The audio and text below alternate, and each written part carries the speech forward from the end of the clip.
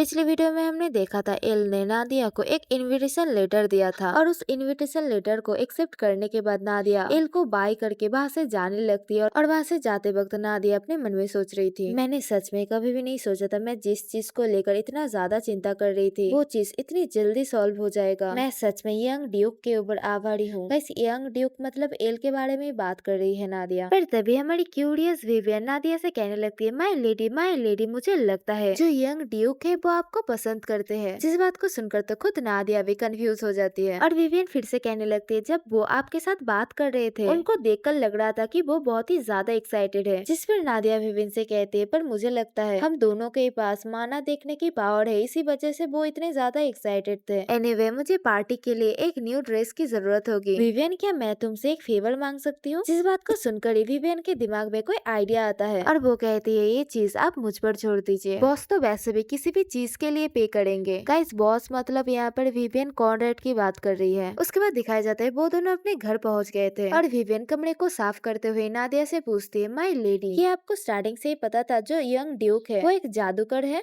नादिया कहती है, हाँ वो पहले से लेडी क्रिम्सन के बहुत ही क्लोज लग रहे थे, इसी वजह से मैंने उसके ऊपर भी कुछ बेसिक रिसर्च करे थे। जिस बात को सुनकर विवियन कहती है, यूजुअली जो जादूगर होते हैं वो सभी अपने नाम को किसी न किसी तरीके से फेमस करने की कोशिश करते हैं, पर मैंने कभी भी उनके बारे में कोई रूमर्स नहीं सुना था, मतलब कोई बड़ा रूमर तो नहीं। तो ये सच में बहुत ही ज्यादा इंटरेस्टिंग है। और ये सभी बातें सुनते सुनते नादिया चाय पी रही थी। फिर वो अपने मन में सोचती है, हाँ ये बात तो सच है। उसे देखकर ही लगता है कि वो अपने पावर को लेकर इतना भी ज्यादा इंटरेस्टेड नहीं है। और फिर वो याद करती है कैसे एल खुद से नीचे गिर गया था और कैसे वो नादिया की तरफ स्माइल कर रहा था और कह रहा था कि मैं बहुत ही ज्यादा खुश हूँ। और उसके उस मासूम फेस और बिहेवियर को याद करके नादिया अपने मन में सोचती है, अगर चारों तरफ ये बात फैल जाए कि वो एक जादूगर है तो बेसिकली उसके लिए एक अननेसेसरी ट्रबल क्रिएट हो जाएगा। फिर नादिया अपनी चाय की कप को टेबल पर रखते हुए कहती है, ओह हाँ अब मैं जब इसके बारे में सोच रही हूँ, क्या कॉनरेड अभी भी यहाँ से दूर है? तभी बाहर से आवाज आती है, क्या आपने मुझे पुकारा? और कॉनरेड वहाँ पर चला आता है और उसे देखकर नादिया उससे पूछती है, कॉनरेड तुम कब वापस आए? और कॉनरेड भी नादिया को ग्रीट करते हुए कहता है, मैं सिर्फ अभी लौटा हूँ, अगर आपको किसी चीज की जरूरत हो तो प्लीज मुझे कहिए। तभी नादिया उससे कहती है, मैंने तुम्हें यहाँ पर इसलिए नहीं बुलाया है जिससे मैं तुम्हारे ऊपर ऑर्डर्स दे सकूं। इतने वक्त तक तुम कहाँ पर थे और तुम क्या कर रहे थे? पर उस बात को सुनने के साथ ही कॉनरेड घबराने लगता है, जिस बात को खुद नादिया भी नोटिस कर लेती है और वो कहती है, ठीक है अगर ये कुछ पर्सनल है तो फिर तुम्हें ये रिपोर्ट करने की कोई जरूरत नहीं है, तुम्हें खुद भी अपने टाइम की जरूरत है। तभी कॉनरेड घबराते हुए कहता है, नहीं एक्चुअली मैं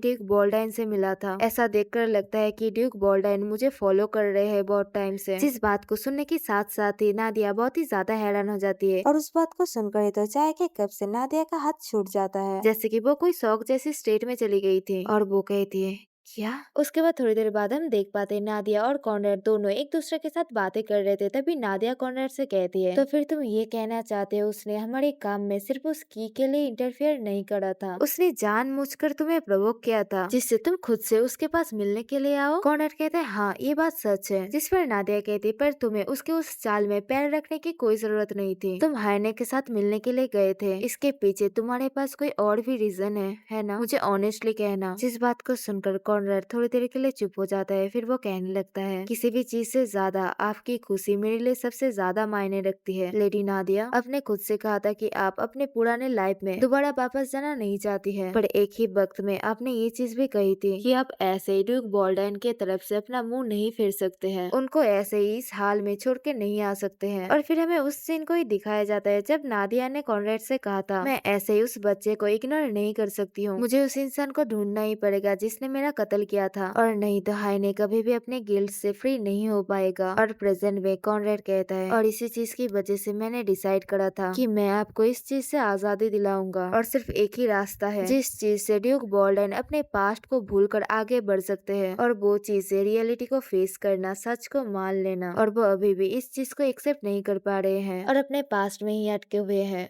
लेडी रिवेना की मौत को बदला नहीं जा सकता है। आपने जिस फ्यूचर का सपना देखा था उस फ्यूचर को आपको देने के लिए मैंने बहुत ही रेकलेसली बिहेव कर दिया, मुझे सच में माफ कर दीजिए। और कॉनरेड वहाँ पर झुककर माफी मांगने लगता है, पर तभी नादिया सुन होकर वहाँ पर खड़ी हुई थी। फिर वो कॉनरेड से कहती है, कॉनरेड, मेरी तरफ देखो, तुम सटीक हो। शायद मुझे भी किसी ऐसे इंसान की जरूरत है जो कि मुझे भी रियलिटी को फेस करने के लिए मजबूर करेगा, वो भी दोबारा। मुझे ये चीज अच्छे से पता है, मैं अभी जो हूँ वो पहले से पूरा विपरीत है और मैं रिवेना की लाइफ में फिर से वापस भी नहीं जाना चाहती हूँ, पर फिर भी मैं हाइने को हेल्प करना चाहती हूँ। उसकी खुशियों को ढूंढने में मैं उसकी मदद करना चाहती हूँ। कोई भी ये बात सोचेगा कि ये चीज कितना स्ट्रेंज है ना? और उस चीज के ऊपर मैं। और तभी हमें रिवेना का एक बचपन का सीन दिखाया जाता है जहाँ पर हम देख पाते हैं रिवेना को एक छोटी लड़की कह रही थी, रिवेना तुम बहुत ही ज्यादा वियर्ड हो। और एक सीन में दिखाया जाता है रिवेना के जो मॉम डैड थे वो दोनों रिवेना से कह रहे थे, ऑनेस्टली कहो तो तुम्हें देखकर हमें अच्छा नहीं लगता है। गाइस, मुझे लगता है इस सीन में जो छोटी लड़की दिखाई गई है वो रिवेना की सौतेली बहन है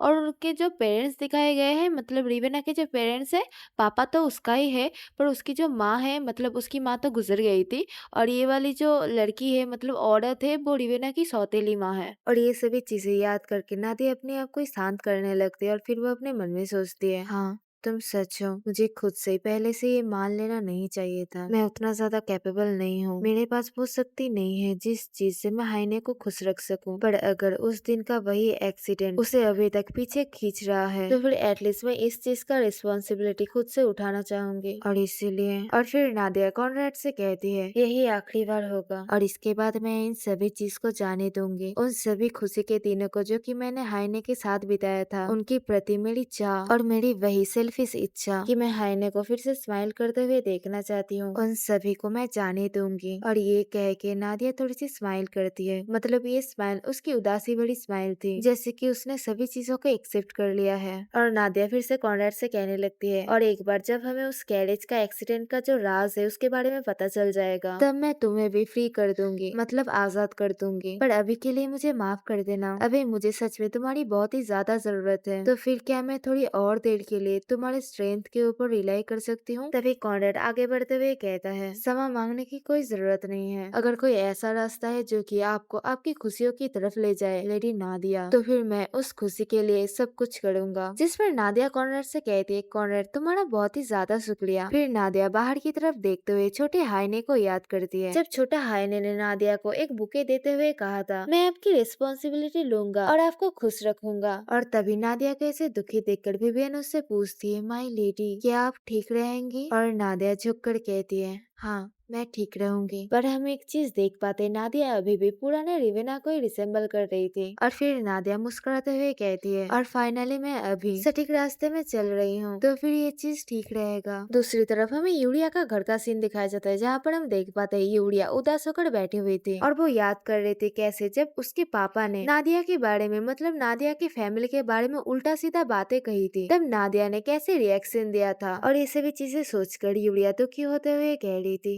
लेडी हेस वो जरूर मेरे ऊपर डिसअपॉइंट हो गई होगी, है ना? लेडी हेस ने तो मेरे लिए वो सुंदर मिठाई भी लाए थे और मैंने क्या किया, मेरी वजह से उन्हें एक बहुत ही बुरा सिचुएशन के अंदर से जाना पड़ा। और फिर यूरिया उन मिठाइयों को देखते हुए, मतलब जिन मिठाइयों को, मतलब डेजर्ट्स को नादिया ने लाया था, उन सभी चीजों को देखते हुए यूरिया बहुत ही ज्यादा उदास फील कर रही थी और फिर वो तो रोने भी लग जाती है। और फिर वो अपने आप को चीयर अप करते हुए कहती है, नहीं, एल ने कहा था कि उसने उस पार्टी में लेडी हेस को भी इनवाइट करा है, तो मैं लेडी हेस से वहाँ पर बहुत ही अच्छी तरीके से माफी मांग लूंगी। पर यूरिया फिर से उदास हो जाती है और वो कहती है, पर क्या होगा अगर उन्होंने मेरी एपोलॉजी को, मेरी माफी को एक्सेप्ट नहीं करा तो? और तभी यूरिया के दरवाजे को कोई नॉक करता है और एक बटलर आकर कहता है, लेडी यूरिया, ड्यूक बॉल्डन हमारी एस्टेट पर आए हैं। जिस बात को सुनकर तो यूरिया खुद ही अपने ब्रेन को थोड़ी देर के लिए प्रोसेस नहीं कर पाती है और अचानक से वो चिल्लाते हुए कहती है, हाँ हाँ। और फिर दूसरे सीन में दिखाया जाता है यूरिया बहुत ही ऑकवर्ड तरीके से बैठी हुई थी और वो एक्चुअल में ड्यूक बॉल्डाइन के सामने ही बैठी हुई थी।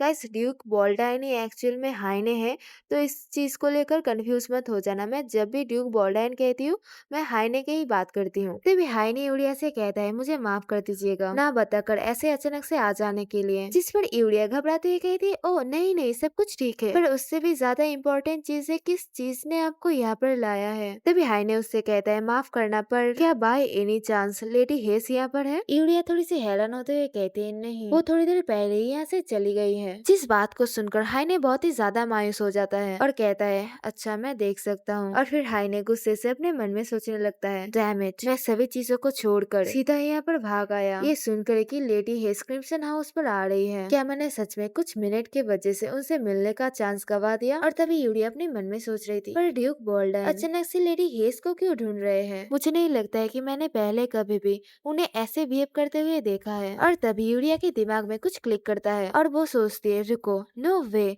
नो वे, ऐसा हो ही नहीं सकता है। क्या ऐसा हो सकता है कि ड्यूक बोल्डन लेडी हेस की तरफ इंटरेस्टेड है? फिर यूलिया बहुत ही वेird तरीके से ड्यूक बोल्डन की तरफ घूरने लगती है और फिर वो घबराते हुए अपने मन में सोचती है, मैं ये चीज जानना चाहती हूँ, पर ये बहुत ही ज्यादा रूड हो जाएगा अगर मैं अचानक से ये चीज पूछ लूँ तो। फिर यूलिया बहुत ही ज्यादा घबराते हुए कहती है, योर ग्रेस, मुझे ये चीज अच्छे से तो पता नहीं है कि ये चीज आपकी मदद करेगा या फिर नहीं, पर लेडी हेस उस पार्टी के अंदर होगी जिस पार्टी को हाउस फ्लैंग रख रहे हैं। गाइस, हाउस फ्लैंग ये एक्चुअल में एल का परिवार है। जिस बात को सुनने के बाद हाइने थोड़ा सा हैरान होता है। उसके बाद हाइने कुछ सोचने लगता है और कुछ सोचने के बाद हाइने कहता है, लेडी क्रिम्सन, क्या आप मेरी मदद करेंगी?